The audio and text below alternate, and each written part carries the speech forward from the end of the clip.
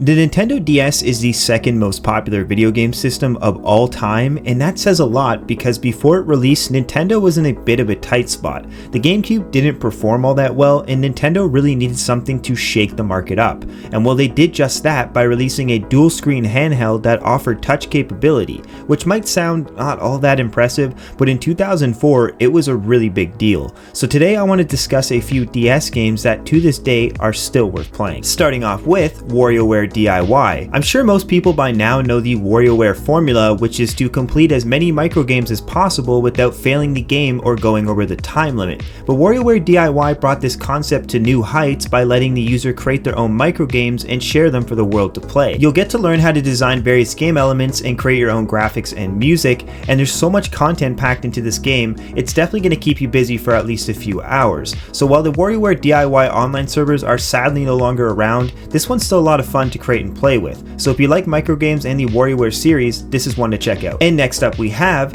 Alien Infestation. I'm a massive fan of the original 1979 Alien, and this game delivers above and beyond. It's a 2D action shooter that draws a lot of inspiration from games like Metroid, as it lets you explore an open world while you control 4 colonial marines. The game has great music and graphic design along with a very intricate storyline. You get the option to choose 4 out of the 19 marines given to you, and each one will have their own backstory and quirks. I never found the gameplay to be too repetitive, and I really liked how the map and inventory system is displayed on the bottom touchscreen. So if shooting xenomorphs sounds interesting to you at all, definitely consider picking this one up. And moving along we have Meteos. Now this one holds a bit of a special place in my heart because I purchased this game with my grandma, and truthfully I never expected much out of it. So I was pretty surprised when I realized how good it was. Some people even consider Meteos as a successor to Tetris, and while I can't speak to that, I will say this is a really good puzzle game. In Meteos, you don't have time to think. Blocks are falling down and you have to avoid letting them fill up your screen. To do this, you're going to have to match up rows with the same color to launch them into the sky,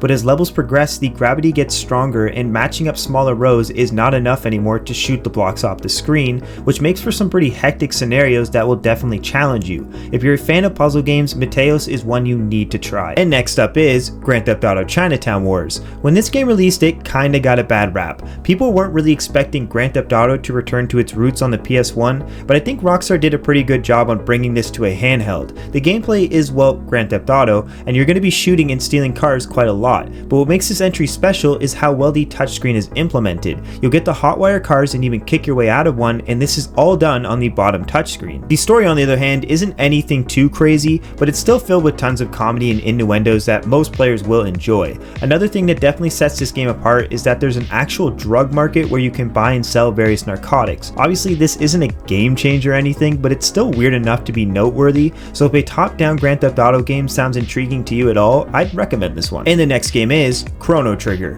This game seems to find its way into every top 10 list, but I'm putting it on here because nowadays this is the definitive way to play Chrono Trigger. For those that don't know much about the game itself, it's one of the best RPGs ever made. It has amazing graphics, music, game design, characters, the list goes on. But what makes the DS version the best is that it has extra content, uses the dual screen to display items and maps, and it provides you with animated cutscenes that were never in the original game. And it does all of this while still using the original source code to preserve the game itself. So if you've never played Chrono Trigger before and don't want to break your bank, this is definitely one to play. Coming up next we have Pokemon Rangers. Now if you're anything like me, you hear Pokemon and you kind of just roll your eyes because there's so many Pokemon games nowadays, I can barely keep track of them all. But I always remember Pokemon Ranger from back in the day because it didn't follow that traditional Pokemon formula. Instead, it opted to keep those RPG elements but introduce a device called the Capture Styler. This device makes it so you can use your stylus on the bottom touchscreen and circle around different Pokemon as they try and evade you. But your stylus does have an energy bar that can very easily run out of juice, so you're gonna have to use it wisely.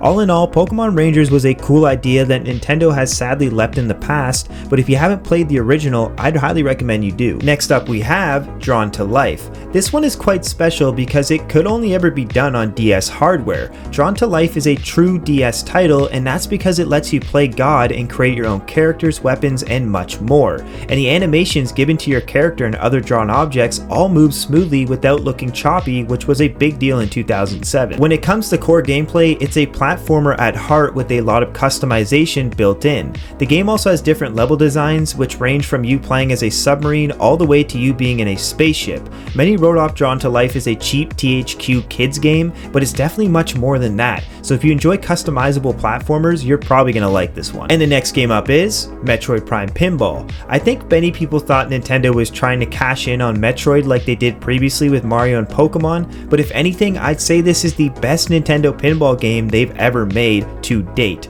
because it actually makes sense. Instead of a pinball, it's Samus Aran in a morph ball, and you get to play through the story of Metroid Prime on these pinball tables. There are also some cool little features like Samus coming out of her morph ball and shooting enemies, and the tables changing with the environment to have weather effects like rain. Metroid Prime Pinball is a really good pinball game. It plays well and has some fantastic bosses, and most importantly, it's actually fun to play. So if you like pinball or Metroid, you gotta play this one. And the last game is Ghost Trick Phantom Detective. This one's a bit more talked about in recent time because it did get overlooked in the past, and I actually remember playing this one on Download Play when Nintendo had a demo of it on the Nintendo channel. At the time, I didn't really know what to think of it, but once I played it again in recent years, I realized how badly I missed out. The beginning of Ghost Trick is very different because you are immediately killed, but the game doesn't end there because you then become a Phantom Detective where you gain the ability to possess objects and move through time. Using these abilities, you solve different puzzles that change the outcome of an ongoing scenario.